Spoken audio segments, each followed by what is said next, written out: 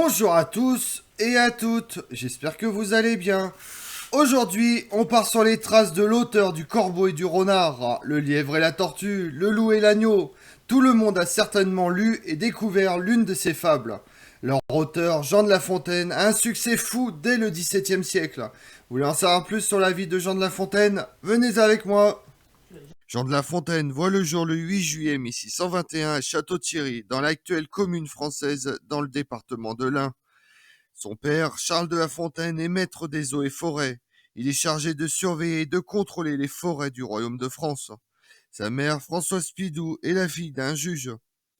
Avec sa grande sœur et son petit frère, Jean de La Fontaine connaît une enfance heureuse.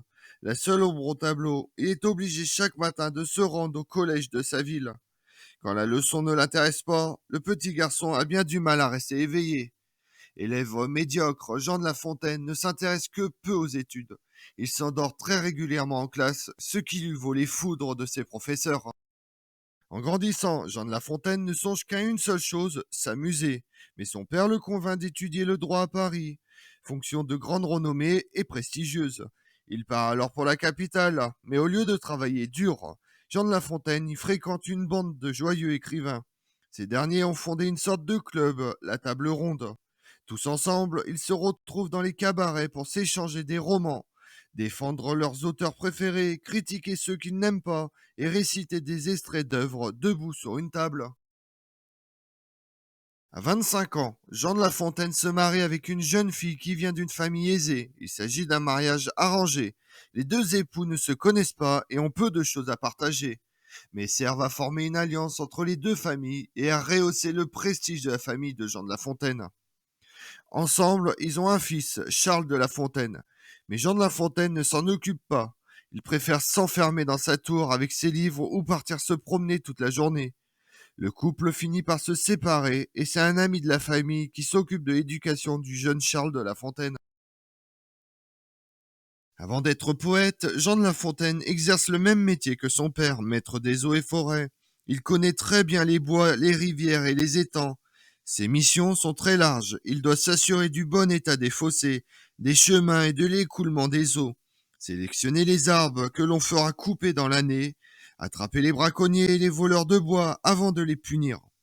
Toutefois, ces activités ne le passionnent pas du tout.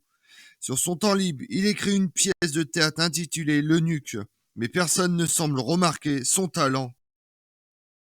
En 1667, Jean de La Fontaine réussit à rencontrer le surintendant des finances Nicolas Fouquet. Cet homme, qui est le plus puissant du royaume de France après le roi, lui propose de devenir son poète officiel.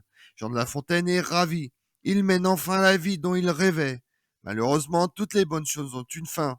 Le 17 août 1661, Nicolas Fouquet est arrêté, car le roi Louis XIV l'accuse de s'être enrichi au détriment du royaume de France. Son protecteur étant en prison, Jean de La Fontaine se retrouve sans un sou. L'auteur doit absolument écrire une œuvre qui lui rapportera un peu d'argent. Le 31 mars 1668, il publie les fables choisies mises en vers par Monsieur de La Fontaine, un recueil de 124 fables dans lequel il fait parler les animaux, comme le renard, la fourmi, le rat, le corbeau, l'agneau, le loup. La particularité des fables est qu'elles se terminent par une leçon de morale qui indique au lecteur comment bien se comporter. Le succès est immédiat. Du jour au lendemain, tout Paris ne parle plus que de ces fables.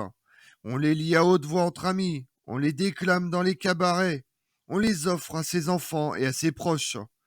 L'auteur des fables devient vite l'invité vedette des salons, qui accueillent des philosophes, des intellectuels qui parlent de leurs opinions et de leurs projets.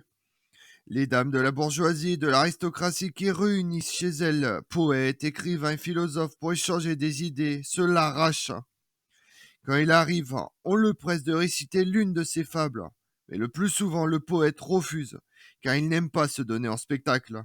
À Paris, Jean de La Fontaine est hébergé par une aristocrate de très haut rang, la duchesse d'Orléans. Hélas, elle meurt en février 1672 et l'écrivain se retrouve vite sans domicile.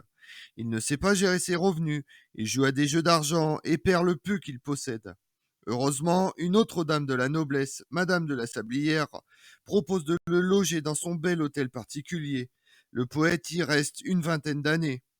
Madame de la Sablière pourvoit tous les besoins de Jean de La Fontaine. Elle lui offre le gîte, le couvert et l'ouverture de son salon.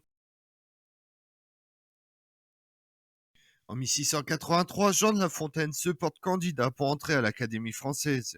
Il s'agit d'une institution créée en 1635 par le cardinal de Richelieu, dont le but est de défendre la langue française. Comme le roi Louis XIV n'apprécie guère Jean de La Fontaine qui a été au service de Nicolas Fouquet, il fait comprendre aux membres de l'Académie qu'il ferait mieux de choisir à sa place Boileau, un autre poète célèbre. C'est donc lui qui entre en premier à l'Académie, mais La Fontaine l'y rejoint en 1684. À l'Académie française, Jean de La Fontaine se retrouve au cœur d'une bataille littéraire que l'on a appelée plus tard la querelle des anciens et des modernes. Au XVIIe siècle, certains intellectuels, les anciens, estiment que les auteurs de l'Antiquité ont déjà tout inventé et qu'on ne pourra jamais faire mieux. Mais d'autres écrivains, les modernes, affirment que les auteurs antiques ne sont pas indépassables et que la création littéraire consiste à innover et à créer de nouvelles formes artistiques. Très vite, deux camps s'opposent et les injures fusent à l'Académie française. Jean de La Fontaine, qui a des amis dans les deux camps, se garde bien de prendre parti. En vieillissant, le poète se trouve de nouveau à la rue et sans un sou.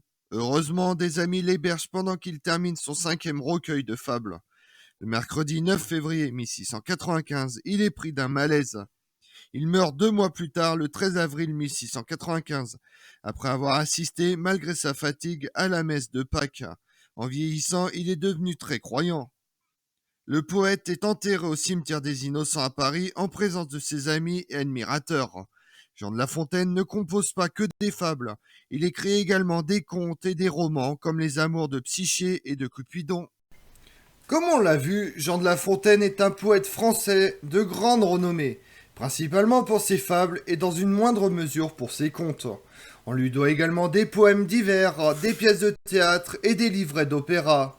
Mais il finira par mourir sans argent. Je vous remercie d'avoir suivi cette vidéo en ma compagnie. Si vous voulez connaître mes autres vidéos, retrouvez-moi sur ma chaîne YouTube Tout sur l'Histoire avec Damien, mais également sur les réseaux sociaux, Twitter et Instagram, Histoire Damien. Et pensez à liker, commenter et vous abonner. Je vous remercie à tous.